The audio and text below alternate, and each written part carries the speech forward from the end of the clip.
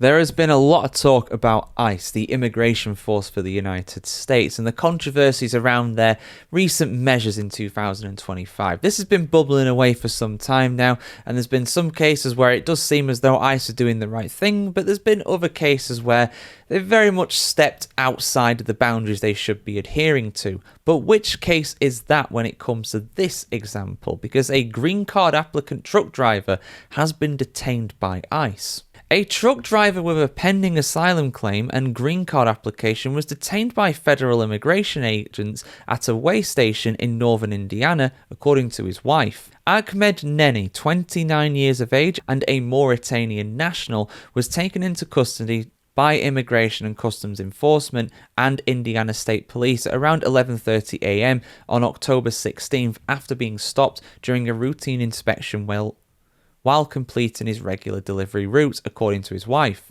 His wife also said, quote, "His record is clean. He has never had a criminal record and was a tax-paying individual," end quote. That according to Newsweek. The Department of Homeland Security also told Newsweek that Ahmed Neni held a commercial driver's license issued by the state of Michigan and said he was employed by Zane Express, a trucking company based in Dearborn, Michigan. His wife, Elizabeth Neni, also said, quote, "They came to Ahmed when he was out of his vehicle and directed him to follow them.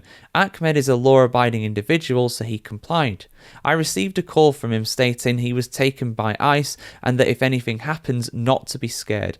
I was extremely scared, and as I was in a totally different state with nothing I could do to help," end quote. The Department of Homeland Security said that he entered the country unlawfully on September 15, 2023 in San Diego and was released into the country under the Biden administration. Ahmed Neni has a pending asylum case and a pending marriage I-130 application, according to his wife. The I-130 is the first step in the process to sponsor a family member for a green card. He has an immigration court hearing scheduled for 2027 in New York. And of course, recently ICE have been very heavily involved in deporting illegal truck drivers under Operation Midway Blitz, which has led to hundreds of arrests in Illinois and Indiana alone. Critics of the operation say that it disproportionately affects migrants, while supporters argue that this is necessary to enforce immigration laws and maintain safety on US roads. Of course, like we've spoken about many times, there have been cases where illegal truck drivers have caused multiple fatality incidents on the roads. That cannot be ignored. And it's not unreasonable to expect these drivers to be able to read, write and speak English, at least to a basic level, in order to understand the road signs and converse with colleagues and clients on the job. The DHS has said that ICE has arrested 140 migrant truck drivers under the operation so far. Ahmed Neni was first taken to an ICE facility in Chicago before being transferred to the Joe Corley Processing Center in Conroe, Texas. His wife claimed that he was denied access to a restroom and water during the 2-hour flight to Houston,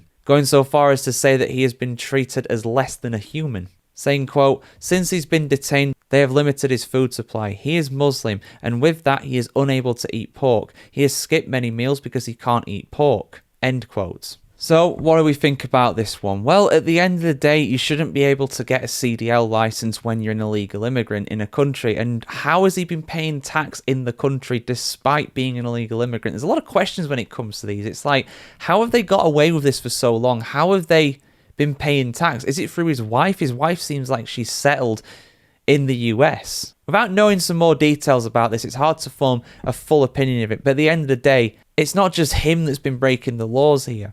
It's also the company that's been employing him, and that is the central theme about a lot of these stories, guys. We spoke about it so much, It's not just the case about these guys getting these licenses, despite not having a legal status in the US. How are they getting employed by these companies?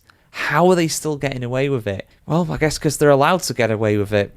But it does seem as though the tide is turning, although action needs to be taken against the companies as well, in my opinion. It's all well and good arresting these illegal immigrants, deporting them, doing whatever you want to do with them, right? I get that. But surely we should be asking questions about the companies as well, because so far they've escaped any kind of action as far as I can tell. But guys, let me know your thoughts on this in the comments below. Like, share, comment, subscribe. As always, have a fantastic day wherever you are in the world today, and we'll see you very soon.